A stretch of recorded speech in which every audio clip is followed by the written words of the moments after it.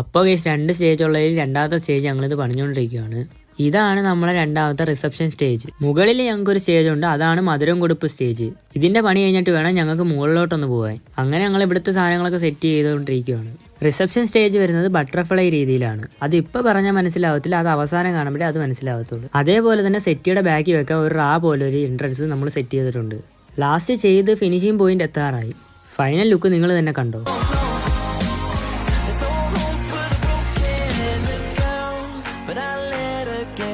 അതിൻ്റെ പണി പൂർത്തിയാക്കി ഞങ്ങൾ മധുരം കൊടുക്കുന്ന സ്ഥലത്തോട്ട് വന്നു. ഇതാണ് ഞാൻ പറഞ്ഞ ഫസ്റ്റത്തെ സ്റ്റേജ്, മധുരം കൊടുക്കുന്ന ഫസ്റ്റത്തെ സ്റ്റേജ്. ഇവിടുന്ന് താഴെ നോക്കിക്കൊണ്ടിരുന്ന സ്വിമ്മിംഗ് പൂളൊക്കെ കാണാം.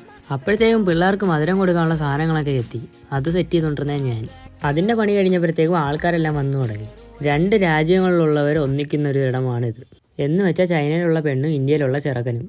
എനിക്കതൊന്നുമല്ല വേണ്ടത്. ഫുഡ് കണ്ടപ്പോൾ എൻ്റെ കണ്ണ് അങ്ങോട്ടാണ് പോകുന്നത്. പലതരം വെറൈറ്റികളാണ് അതിനകത്തുള്ളത്. അത് കണ്ട് എൻ്റെ കണ്ണും തള്ളി. ഇതാണ് നമ്മളെ സൗണ്ട് സിസ്റ്റത്തിൻ്റെ പിള്ളേർ. അവർ ചോദിച്ച് ഞങ്ങളെയും കൂടെ ആഡ് ചെയ്യുന്നത്, അതുകൊണ്ട് അവരെ ആഡ് ചെയ്തു. അങ്ങനെ മധുരം കൊടുപ്പ് കഴിഞ്ഞ് നാളെ ഇവിടെയാണ് റിസപ്ഷൻ നടക്കുന്നത്. അതിൻ്റെ കുറച്ച് പരിപാടികളും കൂടെ ഇവിടെ ഉണ്ടായിരുന്നു. അതുകൊണ്ട് റിസപ്ഷൻ്റെ പാർട്ട് 2 വരുന്നതാണ്. അപ്പോൾ ഓക്കെ, ബൈ.